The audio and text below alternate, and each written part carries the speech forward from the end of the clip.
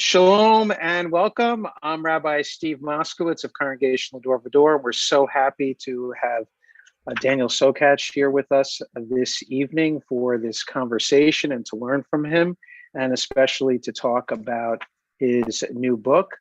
Before I introduce him, I just want to say a word of introduction.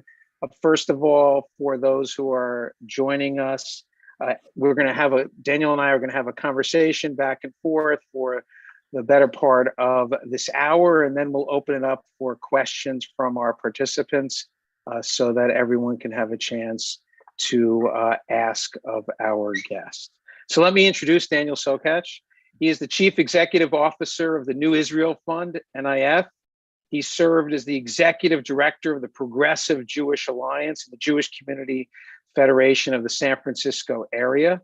Sokatch has been named 4 times to the Forward 50, an annual list of the 50 leading Jewish decision makers and opinion shapers.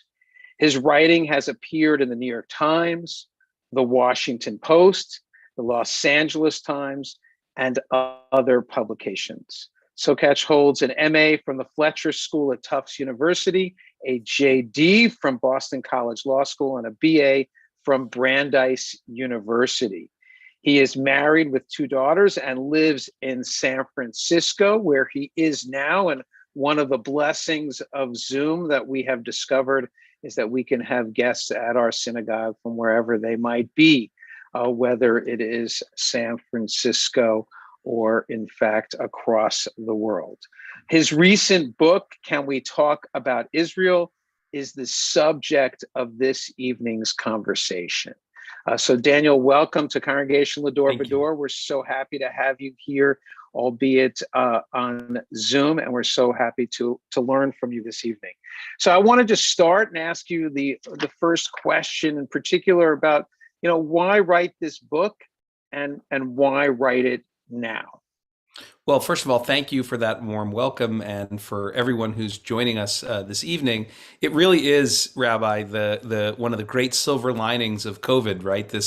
We've discovered that so many things that we took for we made assumptions about so many things, like how we connect with people, that have now been upended, so much for the worse, but some things for the better. And I think our ability to be together, is a great example of that silver lining. So thanks for having me, and thanks for having me in such a way that I don't have to leave my house. So look, I suppose the short answer to the question of why I wrote the book is because my wife, who is an author, and many of our close friends who, because of her profession, are also authors, have been utzing me to write a book about Israel for a long time. And when they would utz me, I would say, if I were to write a book about Israel, I would want to call it, and here I'm going to engage, if it's okay with you, in some very light profanity, implied profanity. I'd say I would want to call the book Israel WTF, Why One Small Mediterranean Country Drives So Many Sane People Bonkers.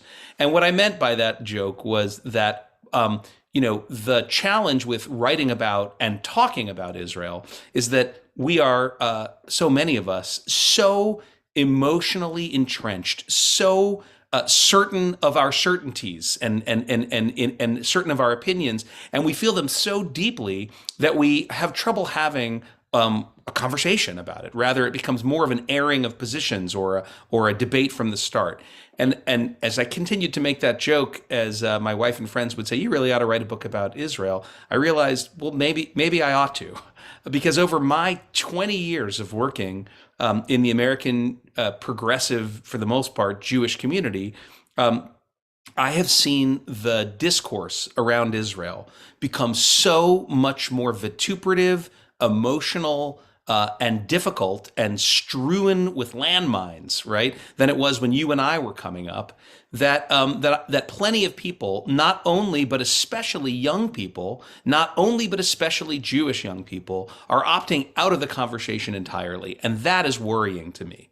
So that was really the reason why I felt it was important to try to write something. And as for why now, Well, once again, that's a silver lining of COVID.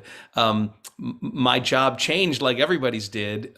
You guys, rabbis, your jobs changed less than many people I've noticed, in that you had to do the same thing that you did and always do, but you had to try to figure out how to do it at a distance. Whereas my travel, which is something that I was built in as a huge part of my job, frequent trips to Israel, around the country. We have NIF affiliates in the UK and Australia and Europe and Canada. Suddenly I couldn't go anywhere. And so this book idea I'd had and sold suddenly became something I was able to do with some of the time I got back. And it seemed to me there were two big categories of books about Israel out there, because there are a lot of books about Israel, right? And the first big category is what was described to me in law school as something that I think of as an advocacy piece, right? That is something that is written to engender sympathy or support for one position in a conflict. And I wasn't interested in that. There are a lot of books like that from all sides of this issue. Lots of different Jewish perspectives, Palestinian perspectives, all kinds of perspectives about Israel are written in an attempt to try to convert the reader.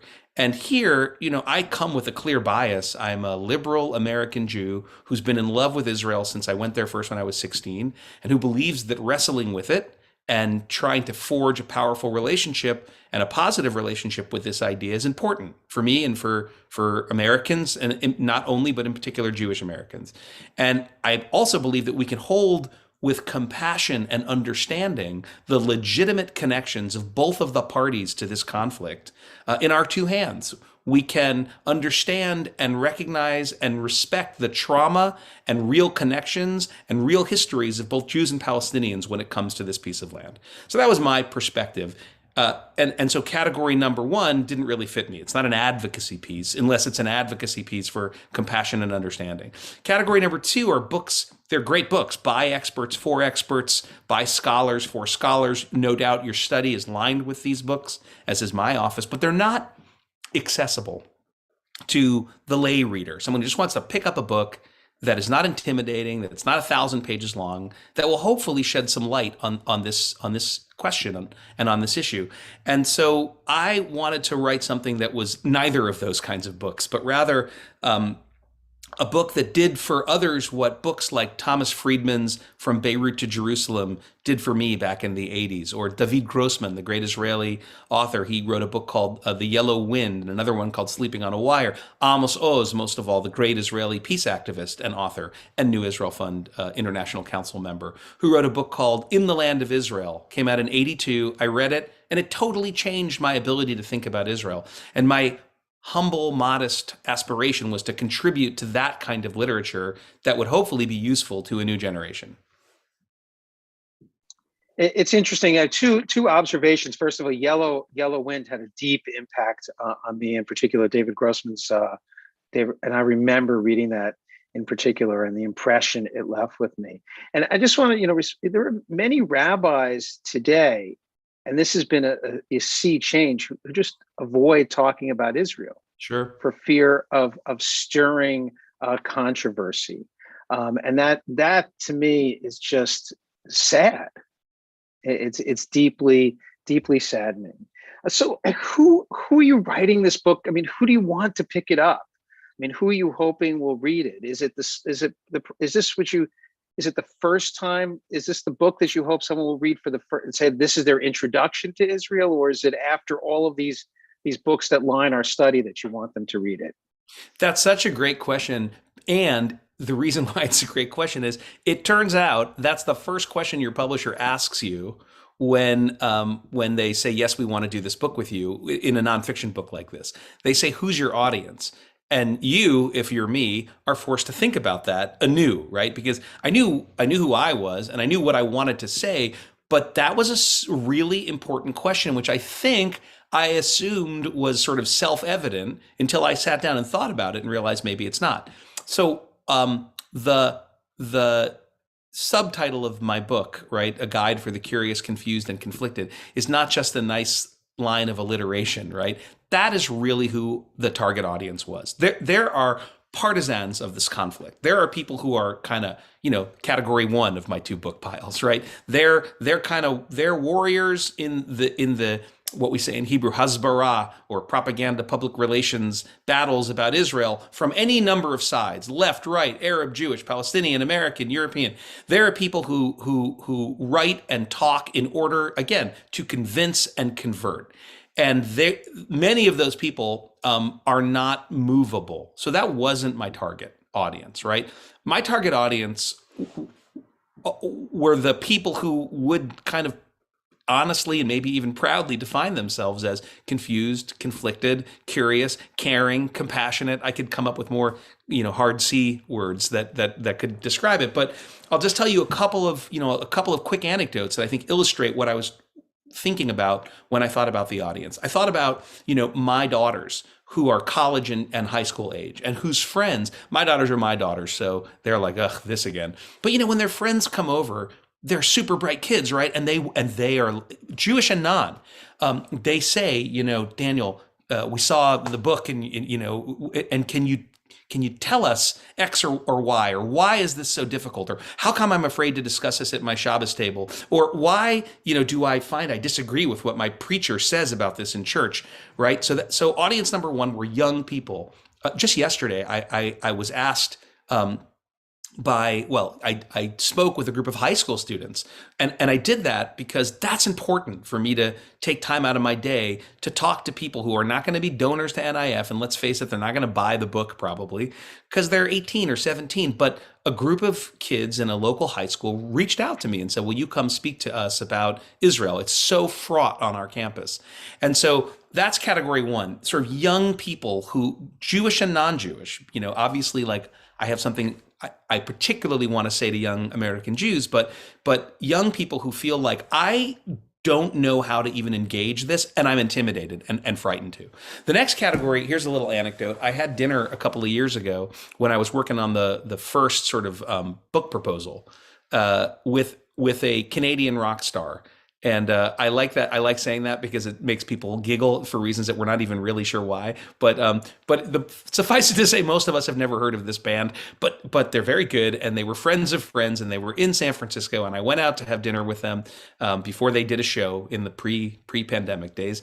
And the mutual friend said to the Canadian rock star, oh, listen to what Daniel is working on. He runs the New Israel Fund, and he's writing this book. And this guy turned to look at me, put his glass down, and he said, I need that book. He said, we speak out about all kinds of issues.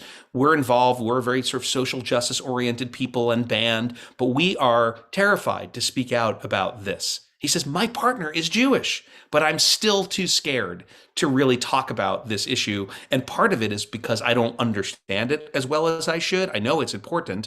And part of it is because I'm afraid of those emotional landmines. And to use the third category and final example, I gave one of my first live book events was in London last month, where I spoke at the London Jewish Book Festival. And I will say parenthetically to our viewers, immediately got COVID from that event, but which was fine. It was a very mild case.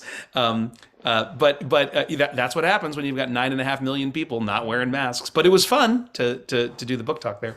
But I did the book talk, and the person who was interviewing me is a very well-known Israeli British journalist, and he said something. He's a irascible kind of acerbic guy, and he doesn't let anyone off easily. But he said something that was very moving to me, which New Israel Fund UK picked up and put out in all their promotional information afterwards. He said, "I felt when I read the book like you were holding out your hand to help me across a minefield." And this landmine imagery repeats itself again and again when I talk to people about, this guy's an expert. He's an Israeli English journalist, right? But even he has felt the emotional challenge of how do you navigate this? So that was my audience. All of those of us who were looking for a way to pick our way through the minefield, both of the story and the emotions around the story, and unwilling to give up and walk away, even though that might be easier sometimes. Yeah, I find that people are disengaging, from the conversation because it is so fraught, and that is a great worry for me. It's just sort of like let's we can, and you'll see this in interfaith conversations. Let's talk about everything but Israel. Like, Yeah. like, we'll kind of go out to dinner, but we gotta make sure we put that on the side, if you will. And that's not good for us, and it's not good for Israel. So was there, when you were writing this book, what did you learn about yourself in terms of your own views? Did it force you to kind of re-examine any of these things, or to re-engage some of your convictions? I've done probably about 60 of these book talks, and you're the first person who's asked me that question, which I appreciate. It just means I don't have a canned or glib answer for you at all. Not that you would want one. Look, the answer, I guess, is yes. And I need to think a bit about the specific places where that happened. I can tell you a few, because a lot of this book was based on stuff I know, right? From my doing my master's work on Middle Eastern studies, from my decades of work in the field, from extensive reading. But when you confront again the trauma of our people, right? These are, I don't feel that fades from my mind, right? I feel like I'm cognizant of it. But when I relived some of the history, but also some of my own personal stories that I brought to the fore, I think it had a humanizing, like callous stripping effect on me, right? You can become, in my line of work, a bit inured to the claims of both sides about their terrible histories. You can start thinking like, yeah, it's true, but come on. And I remember, so sitting with I write about this in the book. One of the ways that the book is organized, part one is sort of a history, and a look at the different narratives to the story. With your late great New York Senator Moynihan in my head at all times, with that great quote, "Every man is entitled to his own opinion, but not his own facts." I know we live in a post-fact world for some people, but not for me and not for Moynihan. And so I was sitting. Well, the way the book is organized is, so that's part one, and then part two, we do a deep dive into some of the more controversial issues and subjects. The idea being, once you've gotten some basic knowledge, then we can start unpacking these tough questions about the settlements and BDS and Christian Zionists and the American Jewish relationship to Israel. But first, you got to put in the time to actually get on the same page about what happened. And those, especially the first part of the book, are annotated and leavened and lightened by the addition of what I thought of as I was writing them as sidebars, my own personal stories about my own development of my relationship with Israel. My publisher, they put them in, I'm just holding a copy of the book, so as a visual, they put them in gray, right? They put them in gray. So they called them the gray zone. And I thought, how perfect, because my argument is so much of, when it comes to Israel, is gray zone. And one of the personal stories I told was about being in Amsterdam with my kids when they were young. And after we got out of the Anne Frank house, my then 12-year-old, she's now a college student, we were sitting on a bench processing this incredibly difficult experience, the four of us. And my 12-year-old said, why can't there be, she said, why didn't Anne's family just come to America? And we explained to her that wasn't possible. Well, why not Britain? Well, why not Canada? And she finally said, why wouldn't any of the good countries of the world take her? And we explained why. And she said, can't there just be one place in the world where Jews can go if people are trying to murder them? And my wife said, now you understand what Dad does and why he does what he does. And for me, reliving that story, which I hadn't really thought about, in a serious way for years, stripped away some of that callous, right? And made me realize, right, like in the eyes of my 12-year-old encountering the Anne Frank story in Amsterdam, I saw the creation of a Zionist spirit at that moment, right? Despite all the things that have happened since, despite all of the things that Israel has done that I wish it hadn't done, or that have happened to Israel that I wish hadn't happened, the essential reality is the state of Israel is the product of the existential almost fatal threat to the Jewish people within living memory.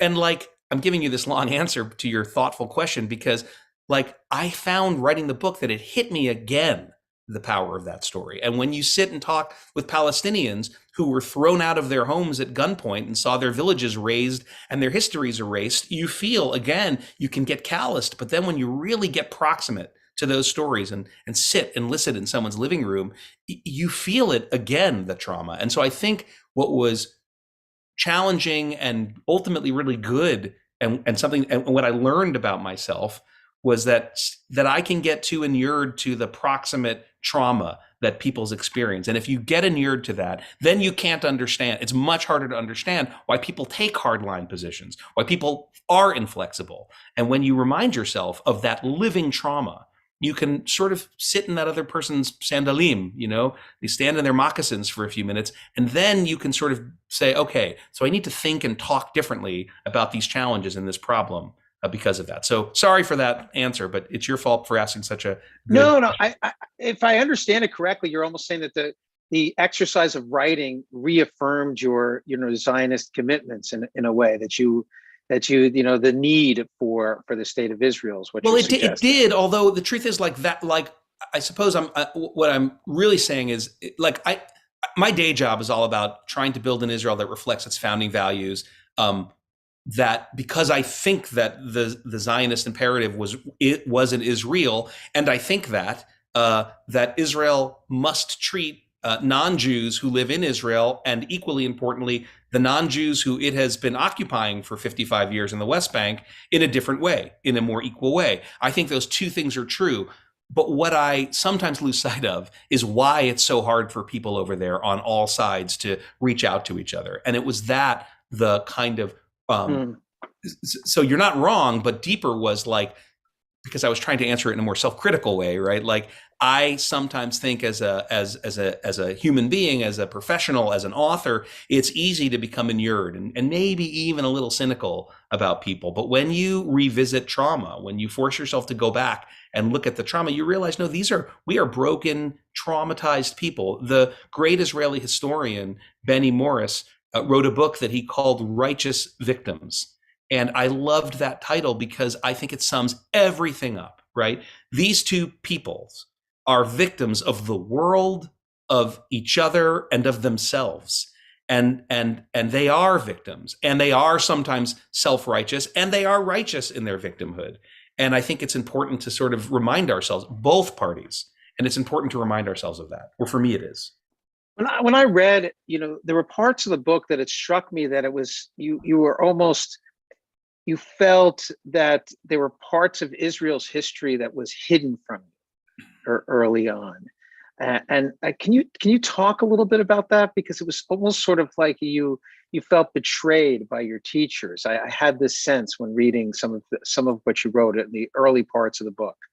Yeah, I mean, it's funny because I did a talk yesterday, a book talk with a you will appreciate this, Rabbi, with a very small synagogue in Southwest Indiana, 150 miles away from the next big Jewish community in Indianapolis or Nashville or Louisville. And they began, before any niceties, they jumped right into that question. It was the first thing they said. Not what you expect necessarily from that community, but that was what was on their mind.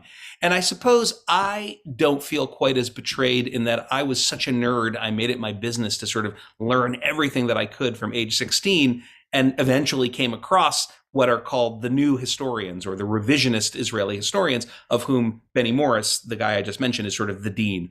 But the example I give in the book, I think I say this in the book, is there was a horrific incident that happened during Israel's war for independence, which is understood by the Palestinians, what Israelis and Jews call the War of Independence, the salvation of the Jewish people after the Holocaust. Palestinians refer to as the Nakba, the catastrophe of their dispossession from their homes and their homeland. And both of those things are true, right? Both of those things are true. And that's hard for us sometimes because we feel that if we acknowledge the suffering of the other, somehow it undermines our legitimacy. And I reject that. I think it's a false dichotomy on both sides. So one of the stories that we don't learn or don't learn sufficiently. There are plenty of stories on the Palestinian side that they don't learn, right? But I'm talking about us right now. We, American Jews don't include, for the most part, in their Israel education, and it wasn't included for me, and I'm sure it wasn't included for a lot of people. We don't include the story of what happened at a place called Deir Yassin. Deir Yassin, it was a Palestinian village on the hills just outside of Jerusalem. It is now the site of a psychiatric hospital. Make of that what you will. But in the fighting of 1948, because it was a hill overlooking the way into Jerusalem, it was sort of strategically valuable. And one day, two militant, hard right-wing Jewish organizations, one called Irgun and one called Lehi, or the Stern Gang, who, by the way, were led by future prime ministers of the state of Israel, Menachem Begin and Yitzhak Shamir. These were groups that we would today call terrorist organizations. They refused to come under the command of Ben Gurion's centralized Haganah, the sort of official pre-state military force of the Yishuv, which was what the Jewish presence in then Palestine was called before statehood. The institutions of the state were known as the Yishuv, the settlement. So Irgun and Etzel fighters made their way into this village of Deir Yassin, and there they massacred villagers, old people, children, women, in particular. And some number, the number's unclear, but probably between 100 and 200 people were murdered in cold blood. Now, that's not something that we talk about for the most part. It's in some history books, and in others it's not. In serious history books it's found. But so what I posit in the book is, in our era, you'd go to college, not at Brandeis University, that's a special case, right? But you'd go to college, and you might see a pro-Palestinian student group marching or demonstrating with horrible black and white photographs of the massacre at Deir Yassin. And you would say, what's that? And they would say, that's where the Zionists murdered 100 innocent Palestinian villagers. And you would say, that's not true. That is anti-Israel, maybe even anti-Semitic lies. And you'd walk away. Well, today, if our kids go to college and see that sign, they go online and they see within 10 seconds that it is true. It's just not the whole story. The whole story is that after the horrific murders at Deir Yassin, the Jewish community in Mandate Palestine, New Israel, and the world reacted with revulsion. And Albert Einstein and Hannah Arendt wrote an open letter to the New York Times signed by other Jewish luminaries saying, this is terrible, and Begin and Irgun should be boycotted, and Shamir and Etzel should be boycotted. And Ben Gurion ordered the Haganah to forcibly bring under its control these militant groups. And that went so far as to the brink of a Jewish civil war in brand new Israel. And at one point, Ben Gurion ordered one of his Palmach commanders to open fire on a ship bringing weapons to the Irgun off the coast of Tel Aviv. The guy who was the commander of the operation who opened fire was a young commander called Yitzhak Rabin, right? So we don't tell anybody any of that. And so when those kids see Deir Yassin and then they learn that it's true, many of them feel betrayed. They feel like you swept that under the rug because you didn't want me to see it. And the fact is, Jews dispossessed Palestinians and massacred them. And that is part of the story, but it's not the whole story. The whole story is, and then other Jews fought back and forcibly brought those people under control to the point of actually inter-Jewish fighting to make sure that Jewish terrorists did not, rule the day. So the point I make in the book is that by not telling that story, we do nobody any favors, right? Israel is a real place like any other. It is not a Jewish Disneyland. Like our own country, it's a real country. It's often a one step forward, two steps back democracy in process or in progress. Again, so are we. The founding stories of the United States of America were not told even to some, our grandparental generation didn't grow up learning about the genocide of American, Native Americans, or the real terrible truths and details of enslaved people for 400 years on this territory. But those things don't invalidate, at least in my opinion, the existence of the state of the United States. right? We're here. We've got to figure out a way forward. And I would argue that for anyone who cares about Israel, it doesn't do any good to pretend that things didn't happen. Better you shine a light on it, and then you acknowledge hard truths that happened on all sides, and you figure out a way to move forward. Is that the crucial step in terms of making peace with our Palestinian neighbors? I mean, you obviously hold out a vision for a two-state solution. I mean, but there's only so much we can do. I mean, is that just step number one, or is that's what is in our hands and we can do that? I want you to flesh that out a little bit more if you can. Yeah. So there's two parts to the answer to that question. One, my book was not meant as a prescription for the Israeli government, right? That was not one of my target audiences. So really, so you're asking a question that goes a bit beyond the remit of my authorship, but I will tell you my opinion of it in a second. But in terms of the book, right, I think it's important for us as people who care about Israel, who are interested in this subject, again, within, but not only within the Jewish community and more broadly, to get like a true look at what happened. And I think that when you hear that whole story I told, which most American Jews don't learn, you kind of come out feeling like, okay, so the good guys kind of sort of held the day in that little chapter in Israel. If you're talking about it from a Jewish perspective, if you're talking about it from a Palestinian perspective, that's very different. And by the way, none other than Ben Gurion himself, who was often brutal in his pursuit of statehood, because he assessed it to be the only way for Jews to achieve safety in the world. This is the guy who also ordered Rabbi to forcibly evacuate or kick out of their homes at gunpoint the Arab residents of the town of Lod, which is what's called Lida. The Arabic name was a big Arab town, and they forced tens of thousands of people out and marched them over the border into what was then Jordan, now the West Bank, because they felt that they had no other choice if they wanted to figure out a way to connect the coastal strip where Tel Aviv and Haifa and Ashdod, the big cities, were, and Jerusalem. So we can go through the arguments about morality in wartime, but that's not really what interests me. What interests me is it was Ben Gurion who said, yes, there was the Holocaust. Yes, there was anti-Semitism. But what does that have to do with them, he said. All they know is we came here and stole their country. And I think that shows like a profound, if you'll allow me, like a Jewish Yiddish neshama, right? Like even though he felt he was compelled to do these things, he never lost sight of the fact of the harm that it caused the other party.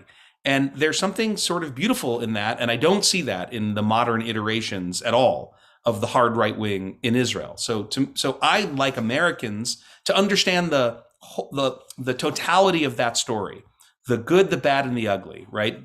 In order to establish an understanding of the conflict and hopefully to generate desire to help improve things. Now, when it comes to Israel, to apply your question the way that you actually asked it, right? Look, I think, that is the central question. Do I think that Palestinians and Israelis would benefit from some kind of truth and reconciliation process? I certainly do, right? I remember how moved I was decades ago when the Australian government instituted what they called Sorry Day, which was a day where they sort of said, we are sorry for what we did to Aboriginal peoples. Now, does that make it better? Right? Of course not. But did it actually recognize that something, with that, the Australian government stopped 100 and however many years of gaslighting the native population?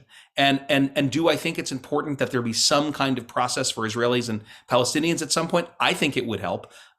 But the whole idea behind the two-state solution, as Rabbi envisioned it, was we have to get a divorce. We can't do this anymore. We don't want to live together like this anymore, and it's not good for you, and it's not good for us. But when you ask, is there, here I'm about to open the big can of worms, right? It seems to me that there's plenty of blame to go around, and I can give you what I think the Palestinians ought to do and what their leadership ought to do, what I wish they would do. But that's way beyond, again, my control. And I would argue it's beyond, to a certain extent, it's beyond Israel's control. To another extent, Israel plays a big role there. But I think that there are things that official Israel could do tomorrow to improve the situation that it doesn't do. And it doesn't do those things because it doesn't want to do those things. So I think truth and reconciliation is one stage when parties have agreed that they want to make peace. But right now, I was on a podcast this morning, an Israeli podcast, and the guy was really sweet, smart, young American Israeli. And he said, look, I'm for a two-state solution, but don't you think we have to accept the fact that the Palestinians don't want one? And I said to him, your prime minister, Mr. Bennett, and his predecessor for 12 years, Mr. Netanyahu, have said for 14 years straight, we oppose the two-state solution. That is still the official policy of the state of Israel, the Palestinian Authority, the Arab League, the European Union, the United States, and the United Nations. All of us say our official policy is the two-state solution. And then we scratch our heads and wonder, why in the world can't we get there? Well, one reason is to apply Occam's razor, right? Which is the idea that the simplest answer is usually the right one. And the parties haven't really wanted one, and other people haven't been willing to pressure them enough to get one. And there have been times when the Israelis really did want one, right? Under the Rabin Oslo era, that is how they were moving. And a Jewish terrorist murdered the prime minister in order to stop that. And Palestinian terrorists murdered scores of Israelis in pizza parlors and buses in order to stop that. It's very easy, as Rabin used to say, to destroy a peace process. It's much harder to build one up. And since then, for all kinds of reasons, we've seen prime ministers like the architect of the settlement enterprise himself, Ariel Sharon, become, the representative of the right wing in Israel, become the prime minister and do a 180 and say, we have to separate, right? And Olmert did his successor did the same thing. And Barak, his predecessor, felt that way. And Perez, his predecessor, felt that way. It's really only with Mr. Netanyahu that we have an Israeli prime minister who says, no, I don't want that. Now, again, without getting into the right or the wrong of not wanting that, I think we should be honest about what Israeli prime ministers have been saying for the last decade plus, which is no, not the way it was, despite the fact that that's our official position, that is not what we will countenance seeing. Maybe it's because we say we don't have a partner for peace. Maybe it's because there's too powerful a right-wing settler lobby within Israel. But over that period of Netanyahu's last premierships, Israel's presence in the occupied territories, that is its settlement enterprise, increased and increased and increased. And today, there are almost 700,000 Jewish Israeli citizens living over the Green Line in the West Bank and East Jerusalem in territory that Israel captured in 1967 in violation of international law. Now, Israel says, no, we're not in violation of international law. These territories aren't occupied, they're disputed. But no other country in the world agrees with that assessment. For 4 years, they had the Trump administration. But that is not the position of every other American administration, Republican or Democratic. And now we're back to the norm with the Biden administration. We say the settlements are an obstacle, an illegitimate obstacle to peace. And the rest of the world says they're illegal in violation of the Fourth Geneva Convention's prohibition on moving civilian populations into conquered territory. So why am I saying all this? Because I think both parties, everyone has a lot that they could do to make things better. My job is to shine a light on our side, on our family, on the Israeli side. That's what makes me sometimes unpopular in some circles. But what would happen if tomorrow an Israeli prime minister got up, had a press conference and said, we don't believe that there is a real partner for peace out there at this moment, but to show our dedication to the two-state solution that is our official position, that the world has accepted since 1993 as the only just resolution to this conflict, I'm ordering a complete cessation of settlement building. We're going to hunker down behind the security fence. We're not going to build anymore. We're not going to move anyone out of the settlements. But when you're ready to come talk to us and we'll get us two-state solution. Now, the reason that doesn't happen is because that is not what the current government of Israel, or certainly the previous government of Israel, wants to see happen. A divorce is quite different than a peace agreement. Is it not? I don't know. I mean, there's been a cold peace. There's been a cold peace with Egypt and Israel since poor Jimmy Carter. We give him such a hard time in the Jewish community. His big sin was he removed the only existential threat to Israel up until Iran, right? Like the mighty Egyptian army. They have not fought a war since 1973 because Jimmy Carter twisted Begin's arm, right, and Sadat's arm to get a peace deal. But that's a cold peace. That's a divorce. But what's the number of Egyptian and Israeli boys who have died fighting each other over the last, I can't count that high, almost 50 years? And the answer, as we know, is zero. And maybe that's a divorce, maybe that's a cold peace, whatever it is, it seems to be a lot better than what had happened before. And I don't know if people say to me, well, if Israel just withdrew from the West Bank and pulled out the settlements, what's the guarantee that it wouldn't turn into Gaza?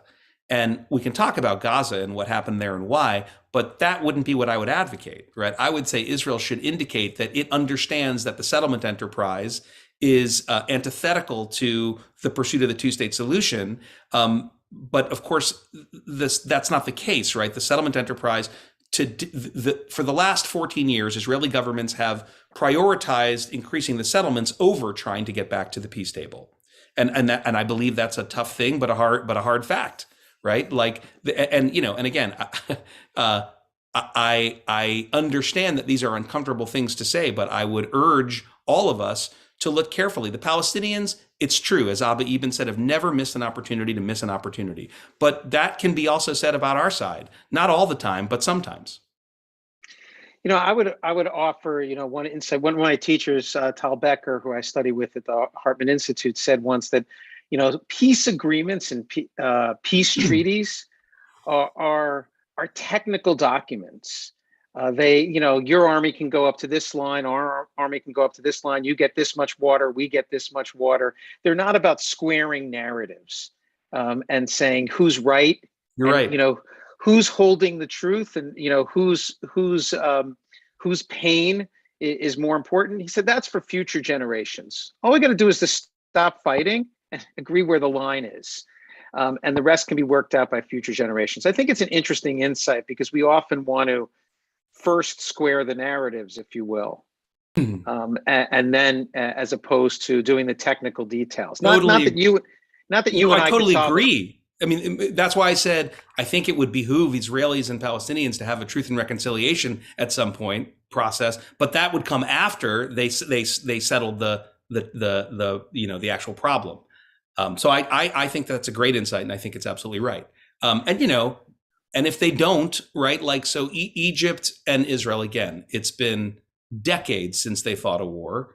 You had an Egyptian president who understood he had to make peace with Israel to get out of, the mess he was in. He ended up paying for his life with that, in a parallel to Rabin, right, murdered by fanatic Egyptian terrorists. But he understood that he had to get out of this thing with Israel.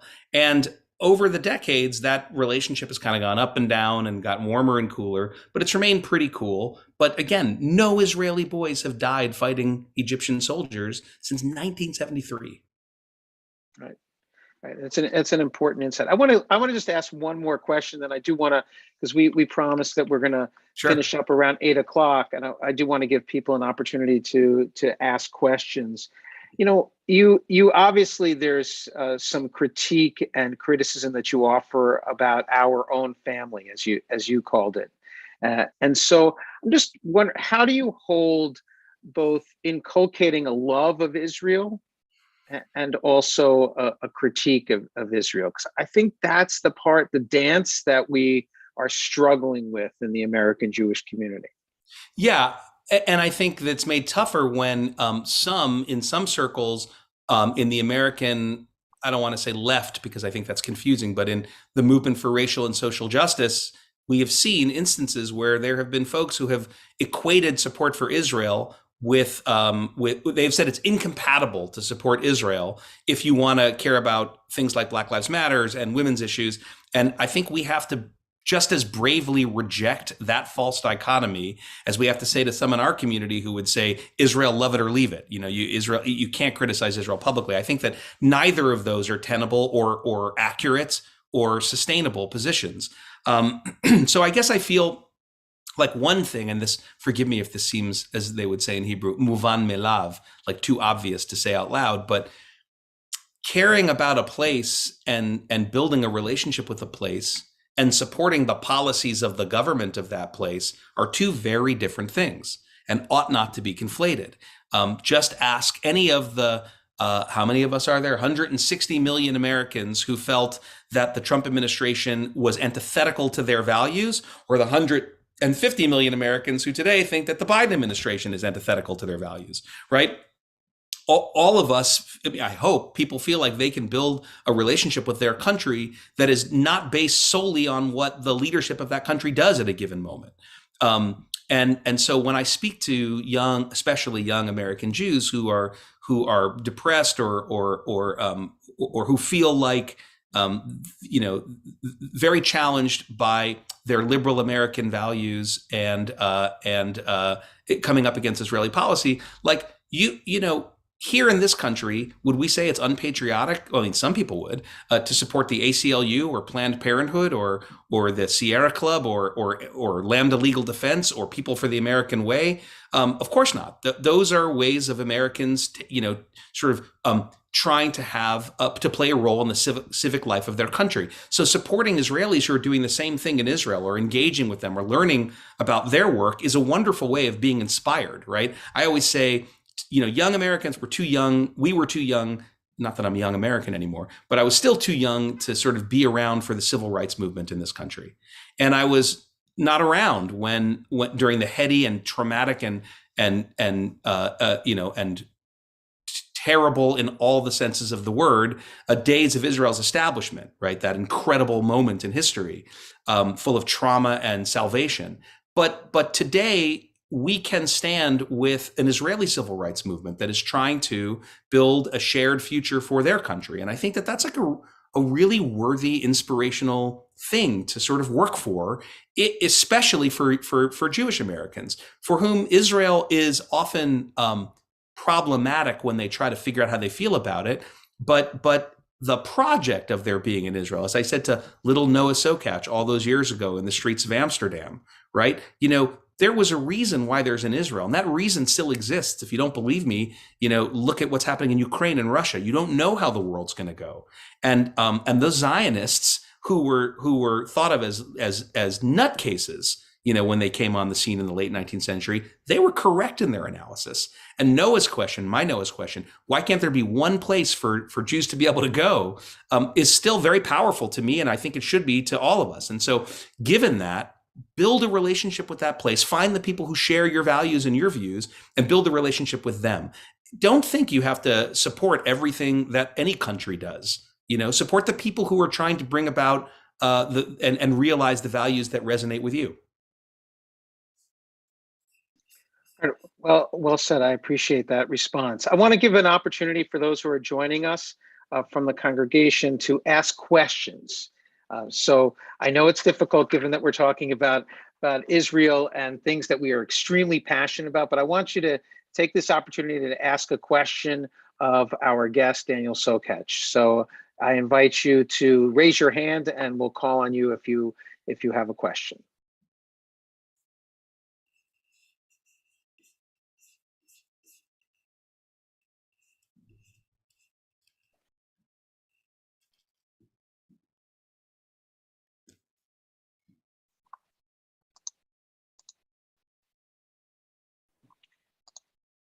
All right, I'm going to jump in and ask a question. Saul. Sure, Saul. Okay, so I heard a lot of things that I liked about steps towards a more rational solution to the current conflict than are being undertaken. And one of the things that has troubled me is that the two-state solution discussion has turned into, in some quarters, a discussion about the right of Israel to exist. And I think, if I heard correctly, Daniel is saying, of course it has a right to exist and it needs to exist. So if that's the case, what happens to this thorny issue of right to return that seems to be so important to the Palestinians?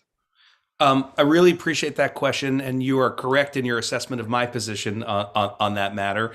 And I'll just say parenthetically before I try to address your question, this is, you point out one of the many kind of, I don't know, what is it, a red herring? Maybe that's the wrong word. There's this notion that somehow anyone has a right to sort of, I mean, the absurdity of suggesting that Israel doesn't have a right to exist is not just offensive, but it's also, if you'll forgive me, it's a little idiotic, right? I mean, if you've been to Israel, there are millions of people who live there, and they're not going anywhere. And in the worst days of some of the worst state actors out there who have done far more horrible things than Israelis or Americans, have done, Germany, Sudan, Syria, nobody realistically questions the right of those places to exist. So I'm just emphatically restating what you just said. I find that to be a red herring and an unproductive line when people try to argue that, but also it's kind of offensive. So I don't take it all that seriously. That said, when it comes, however, there's sort of a caveat there. And the caveat I would make is I understand why some Palestinians would say at this point in time, okay, as I write in the book, one of them said it to me right before COVID. I was sitting with an activist who was always a big supporter of the two-state solution, sort of a nonviolent. He said, my family has been, we fought the Ottomans for Palestinian independence. We fought the British, the Jordanians, and the Israelis, always nonviolently. He said, I was one of the first supporters of the two-state solution in the 90s, but now I don't believe in it anymore. And I said, what do you mean you don't believe in it anymore? He said, don't get me wrong. I still think it's the best way forward. I just don't think it will ever happen because I don't think the Israelis will ever give it to us. And they hold 99% of the cards. And I'm here in Area C. They control everything I do. And I see the settlements coming up everywhere. And I hear what the prime minister says. He says, no two-state solution. I said, well, if you don't believe in the two-state solution, what do you want now? And he looked at me and he said, I want the vote. So I say this by way of saying, I think that that is a possible future that a lot of us would say, well, that's scary for a lot of reasons, but it's not offensive. And it's not like the people who claim Israel has no right to exist. That's kind of an understandable position. And it's part of why I think the urgency of trying to realize a different way forward is so important if we don't want to see that become the very understandable position of a majority of Palestinians one day. So that said, the leader of one of Israel's biggest civil rights organizations from the Arab sector once said to me, in the context of a two-state solution, I have no problem with Israel's right of return. He says, as an Israeli citizen, I sort of understand why Jews need a place of refuge, but you have to understand it's very painful for me to see some Jew from Brooklyn have more rights in my country than I and my children do. He said, but I understand why Jews want it. He said, in a two-state solution with a Palestine right next door, which he said, I wouldn't want to live in. I want to live here in Haifa, in my home. I just want to be an equal citizen. And I don't even mind if Jews get the right of return because I understand Jewish history. He said, once a Palestinian state is established, then they can have the right of return for Palestinians who can come anywhere. Is it perfect? No. He said, but most of the Jews who come here didn't come from the places they're returning to. So if Palestinians who lived in Haifa have to return to Jenin, okay, it's not perfect, but it will do. And I think it was Saul who asked the question. So where my hope comes from is when you talk to rational, reasonable people, they understand that there's no perfection. And what I always say is the two-state solution may seem impossible now, but the biggest obstacle to achieving it is not a lack of political imagination, it's a lack of political will to do the things and make the compromises and the sacrifices that would have to be made to achieve it. And in 2000, in the last time the peace negotiators met at Taba in Egypt, right on the border with Israel, the outline shimmered into view. And one of the components of that, they were very close. They never met again after that. But one of the components to the resolution that the Palestinian and Israeli negotiating teams were finishing up was that there would be a symbolic right of return. And Ehud Barak, then the prime minister, had indicated that Israel would accept some number of symbolic returnees, a small number, obviously, but then the Palestinian state that came up would offer a right of return to the new state of Palestine. So again, I'm not suggesting that is going to happen or that it's easy. I'm just suggesting that creative, smart Israelis and Palestinians in the relative recent past actually had thought through that one and come up with something that was broadly acceptable to the two negotiating teams. So, with creativity and compromise, I think that the answer to the question of the Palestinian right of return probably gets answered there. Will it satisfy all Palestinians and all of their supporters? No way. Will it satisfy all Jews and all of their supporters? No way. But that's the beautiful thing about compromise, right? You know it's probably a sustainable compromise if people can grudgingly live with it and nobody likes it very much. Thank you. I'm going to ask a question on behalf of Judy, who just messaged me, and then we're going to have to wrap up. Could you talk a little bit about Peter Beinart's vision of post-Zionism, and what's your sort of, I guess, read on that and understanding of that? You might need to do a little explaining too. Yeah, so Peter Beinart is a very smart guy, a professor and a journalist, someone who is a friend, who used to be, he's an observant Jew who was the wunderkind editor of the New Republic in his 20s, which is sort of sickening, that level of talent and precociousness. But then in 2010, in May 2010, Beinart, having left the New Republic, wrote a piece for the New York Review of Books called "The Failure of the American Jewish Establishment," in which he posited the following. He said, American Jews are very liberal. The institutions of American Jewry, by which he meant the federations and the large, what we used to call defense organizations, the ADLs, the AJCs, etc., the Conference of Presidents, pay lip service to that liberalism, but require American Jews to leave it, check that liberalism, as he put it, at the door to Zion, right? So when it comes to Israel, in other words, the institutions of American Jewry expected Americans to be sort of hard American Jews to support a hardline position on Israel, whatever the Israeli government was promoting. And Beinart wrote that worked very well for the generation of American Jews who came up during or immediately after the Shoah and the establishment of Israel, or 67, but it doesn't work anymore.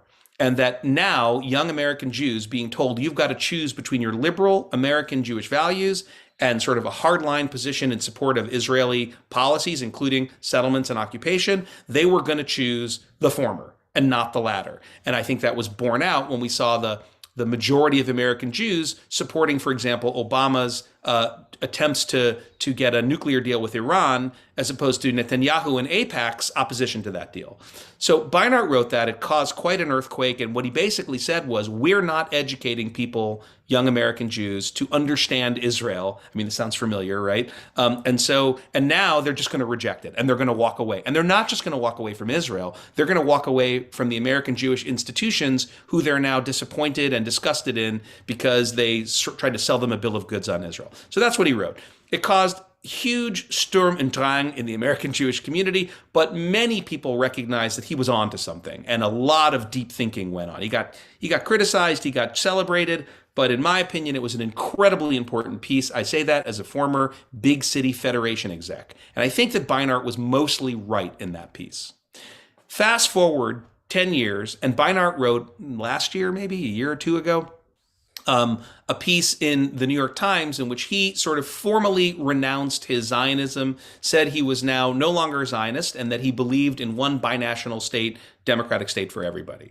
Now, as I said before, I don't think that is necessarily an evil or even not understandable position, especially when it's taken by Palestinians and their supporters who say, okay, so if you're going to build these settlements and never leave the West Bank, then give us the vote, like my friend Tamimi said when I met with him before COVID.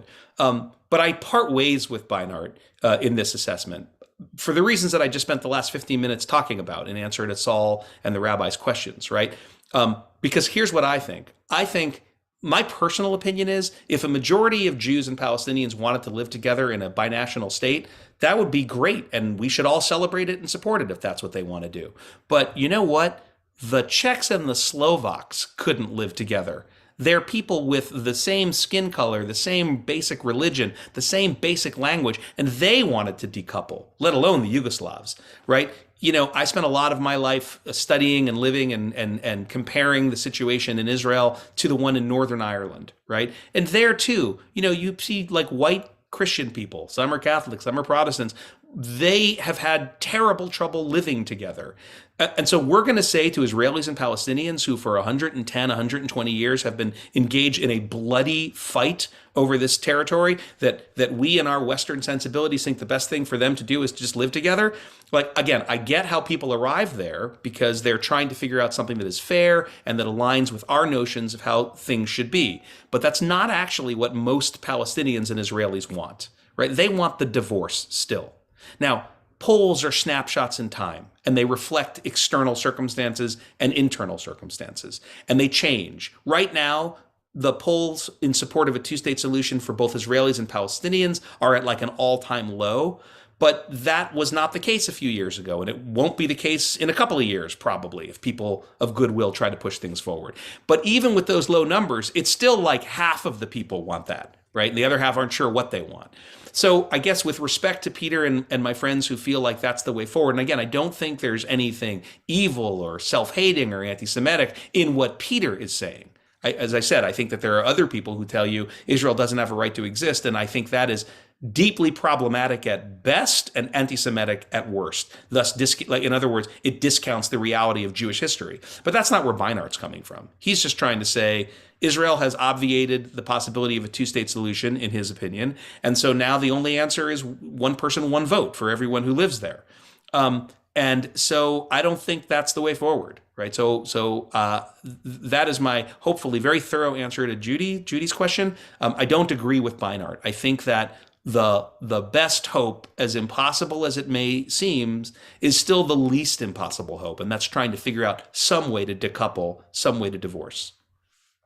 You know, we do have to wrap up, so I just want to ask you if you could briefly just offer us a word of hope. I really appreciate your detailed answers to these questions, but I want, you know, the solution to this tension and the challenges between Israelis and Palestinians, and how distant the two-state solution seems. How does one at this moment hold on to hope when it seems any sort of solution seems so far and away? And I'm sure we could offer evidence from Israel's side and the Palestinian side about why it's so far away, but how do we hold on to hope? If you can just give us a brief word on that. Yeah, I'll say two quick things about it. And thank you so much for inviting me to be with you all. It's been a real pleasure to speak with you. First, this is going to sound like a counterintuitive antidote to the problem of despair, but hear me out. For me, getting proximate, going to Israel, getting into the shetach, into the field with, for example, the grantee organizations of the New Israel Fund. And we're talking about tens of thousands of people representing millions of Israelis in their work who are every day working to build bridges between Jewish and Arab citizens of Israel, right? Despite what's going on, what the arsonists and extremists on both sides would do. People who are working for women's rights, LGBTQ rights, people working to improve the environment, right? People who are working to try to make sure that that religious extremism on all sides is doused with the water of rational and reasonable discourse. People who are trying to frankly trying to challenge the monopoly on Jewish life of the ultra-Orthodox official chief rabbinate of the state of Israel. These people give me hope. They are not, and the other thing is, right, Israel's elections reflect a reality that is not dissimilar to our own. It's too easy to think, oh, there's no hope left. The Israelis are so different from us. Well, okay, maybe, but look at the government in Israel now. It's a coalition government, a bit of a Frankenstein's monster, of parties of the right, center, left, and Arab parts of Israel who were united initially in one thing. They said, Benjamin Netanyahu is a demagogue and an anti-democrat, and he's driving us over a cliff. And they came together to sort of oust him and try to bring a level of sanity back to the discourse in Israel. So those things give me real hope. But the final thing I'll say, I hope this hits you all the way I intended to. I think a lot about a book that I read, which I recommend to everybody, by Taylor Branch, American historian, who wrote a great 3-volume history of the civil rights movement and a sort of bio of Martin Luther King. And the first volume of this trilogy, which is called, by the way, Parting the Waters, the second volume is Pillar of Fire, and the third is At Canaan's Edge. So how about that for a little Passover synergy? In the first 200 pages of this long but amazing book, we meet these people who, from the end of the Civil War, through Reconstruction, through Jim Crow, for 100 years, toiled in total anonymity. I'd never heard of any of them, right? In total obscurity, with no real hope that they would see in their lifetime things change and improve in this country. And 100 years before Rosa Parks, right, wouldn't get up from that seat, and Martin Luther King came, and decades before, anyone would have dreamed of a Barack Obama or Kamala Harris or Justice Jackson. These people were trying to prepare the way for when that change came through their organizing, their activism, and their educating. And I like to think that in our lifetimes, we will see things change for the better in Israel because we've had moments where we've seen that. Right? I don't think it's so impossible. In the 90s, it looked like things were changing for the better until terrorists on both sides extinguished that flame of hope. But even if we don't see it in our lifetimes, those Israelis who I described before, those hundreds of thousands of people working to make a different kind of future for everybody, that is, in my opinion, for me, one of the worthiest things I could devote my time and professional life to. And I would hope that other people would see that supporting them and supporting those Israelis, and frankly, those Palestinians who are rejecting, right, the flames of extremism and trying to prepare the soil for moderation and reconciliation and compromise, that's a really worthy thing. And maybe we won't see it in our lives, but without their work and without our support, it will never come to pass. Daniel Sokatch, thank you so much for coming to our congregation and teaching us and sharing your vision of hope. We're grateful to learn with you. And I do hope people will pick up your book and read it and be challenged by it. So thank you so much for joining us. Thank you all.